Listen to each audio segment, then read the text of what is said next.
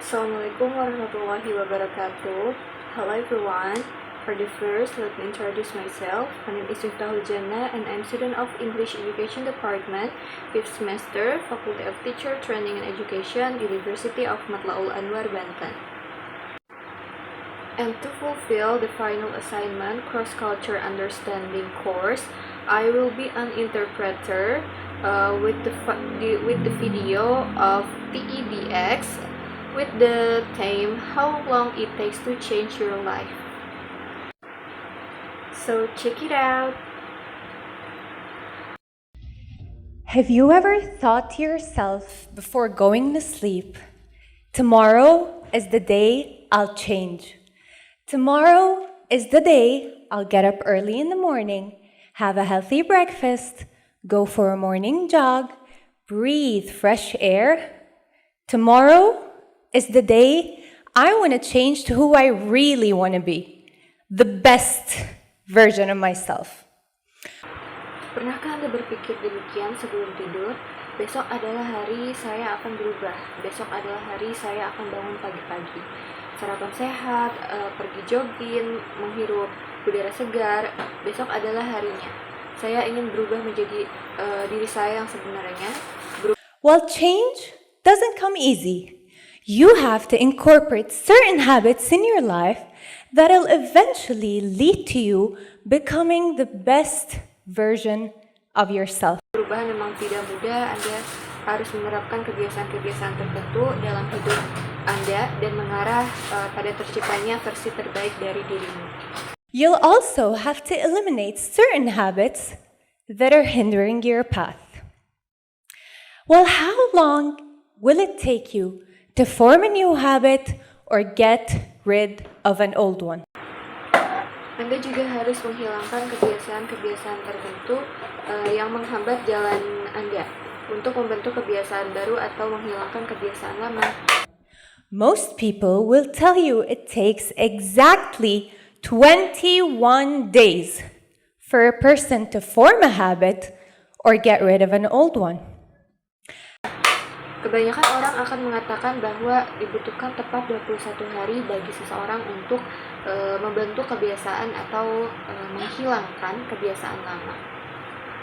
I remember once in high school, one of my teachers told me, it takes exactly 21 days for me to form a new habit. And I thought, this is my chance to become a bed maker. Saya ingat suatu kali di SMA ketika guru saya berkata, saya membutuhkan tepat 21 hari untuk membentuk kebiasaan baru. Dan saya berpikir, inilah kesempatan saya untuk menjadi pembuat tempat tidur.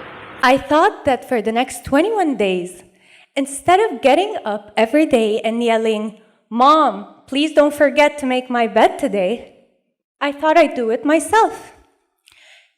Saya berpikir bahwa selama 21 hari ke depan, alih-alih bangun setiap hari dan berteriak, "Bu, tolong jangan lupa rapikan tempat tidurku hari ini," saya pikir akan merapikannya sendiri.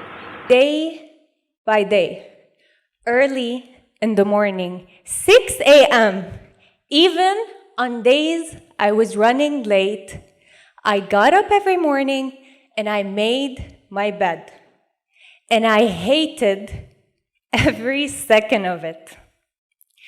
Hari demi hari, pagi sekali jam 6 pagi, bahkan pada hari-hari di mana saya terlambat, saya bangun dan merapikan tempat tidur saya. Dan saya benci setiap detiknya. And by day 22, I opened my eyes and the first thing I did was say, "Mom, please don't forget to make my bed today." I quit. And of course, that was expected. And I thought, okay, maybe I'm just going to be a little bit worse at life than bed makers. Whatever. Dan pada hari ke-22, saya membuka mata saya dan hal pertama yang saya lakukan adalah, "Bu, tolong jangan lupa merapikan tempat tidur saya hari ini." Saya berhenti. Dan tentu saya itu sudah diperkirakan dan berpikir, oke, mungkin saya akan sedikit lebih buruk dalam menjalani hidup daripada pembuat tempat tidur. I do not exaggerate if I say that this 21-day theory is the most famous myth in the world of self-development. Saya tidak berlebihan jika mengatakan bahwa teori 21 hari ini adalah mitos paling terkenal di dunia pengembangan diri. Let's dive a little into our theory to understand where the number 21 came from and the reasons for its spread in self-developmental books and courses. Mari kita telusuri sedikit teori ini untuk memahami angka 21 berasal dan alasan penyebarannya dalam buku dan kursus pengembangan diri. Dr. Maxwell Maltz was a plastic surgeon in the 1950s when he began noticing a strange pattern among his patients. For example, in a nose job, he saw that the patient took exactly 21 days to get used to start seeing his or her new nose. Dr. Maxwell Maltz adalah seorang ahli bedah plastik pada tahun 1950 ketika ia mulai memperhatikan pola aneh di antara pasien-pasiennya. Sebagai contoh, dalam operasi hidung, ia melihat bahwa pasien membutuhkan waktu tepat 21 hari untuk terbiasa melihat hidung barunya. He also noticed that if a patient had an arm or leg amputated, the patient would acknowledge the feeling of their new limb for exactly 21 days before starting to get used to their new condition.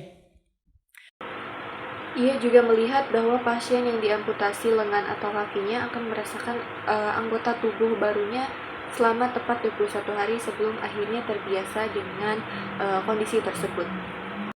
The number 21 is considered a short period of time, and that's also considered a source of temptation, which means something you can do. Angka 21 dipandang sebagai periode waktu yang relatif singkat dan menjadi sumber godaan, yaitu sesuatu yang terasa mudah untuk dilakukan. Number 2, the number 21 is also long enough to be believable. A difficult challenge, but not impossible. I mean, who wouldn't love to change their whole life within just 21 days? Wouldn't you love to start waking up early in the morning every day? Wouldn't you love to start cooking healthy recipes? Wouldn't you love to start drinking weird smoothies? And all within less than 1 month? We'd go for it in a heartbeat.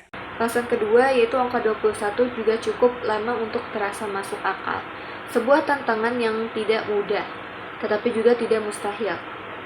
Maksud saya, siapa sih yang tidak ingin mengubah seluruh hidupnya hanya dalam 21 hari? Bukankah kamu ingin mulai bangun pagi setiap hari? Bukankah kamu ingin mulai memasak makanan sehat? Bukankah kamu ingin mulai minum smoothie aneh? Dan semuanya itu dilakukan dalam waktu kurang dari 1 bulan. Kita pasti akan langsung mencobanya tanpa pikir panjang. Okay, maybe that's all from me. Thank you for watching. See you in the next video. Wassalamualaikum warahmatullahi wabarakatuh. Bye-bye.